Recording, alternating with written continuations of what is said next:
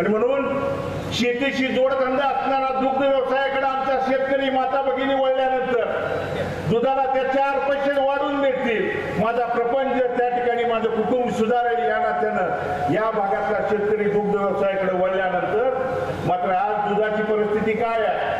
आजचं जर त्या ठिकाणी दुधाचा दर बघितला तर 22 ते 24 रुपये फक्त दुधाला त्या ठिकाणी दर आहे. आम्ही आंदोलनं केली, मोर्चा काढला, रस्त्यावरती उतरल्यानंतर तुम्ही अनुदान देण्याचं त्या ठिकाणी घोषणा केली.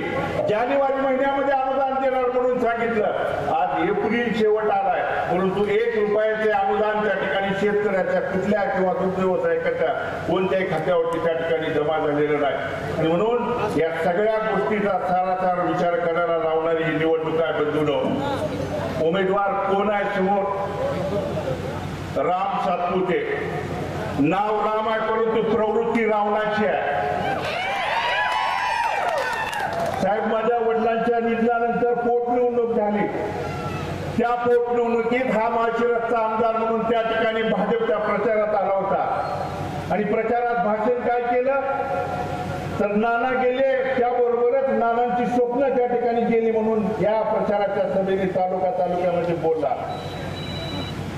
अरे, तुमचं भाजप आणि नीतिमत्ता त्या ठिकाणी तुमच्या मनामध्ये त्या ठिकाणी संवेदना ही गोष्ट कधीच असू शकत नाही.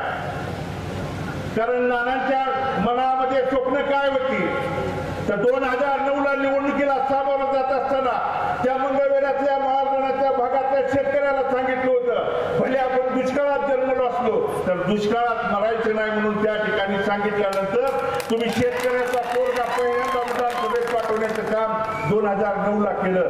आणि म्हणून साहेब, विदर्भ मराठवाड्याचा अनुशेष जोपर्यंत भरून निघत नाही तोपर्यंत पश्चिम महाराष्ट्रात कुठली योजना मंजूर करायची नाही. असं असताना देखील तत्कालीन मुख्यमंत्री आदरणीय पृथ्वीराज बाबा असतील किंवा तत्कालीन गृहमंत्री आदरणीय शिंदे साहेब यांच्या सहीनं राज्यपालांची त्या ठिकाणी नियुक्ती होती. स्वतः शिंदे साहेब नानांच्या बरोबर राज्यपालापर्यंत आले आणि आमच्या या 35 गावच्या शेतकऱ्यांची अतिशय जिव्हाळ्याची असणारी ही योजना आहे तुम्ही मंजुरी जाहीर विनंती केल्यानंतर 2014 साली या योजनेला मंजुरी दिली. मंजुरी मिळाल्यानंतर 2014ची निवडणूक नानांनी काँग्रेस पक्षाकडून लढवली, पण शेतकऱ्याच्या विरोधातलं सरकार 2014ला या राज्यात आल्यानंतर ही योजना रद्द करण्याचा घाट घातला. परंतु ही योजना रद्द न होण्यासाठी हायकोर्टापर्यंत, सुप्रीम कोर्टापर्यंत दारं ठोठवण्याचं काम नानांनी आणि तिथल्या शेतकऱ्यांच्या माध्यमातून केली.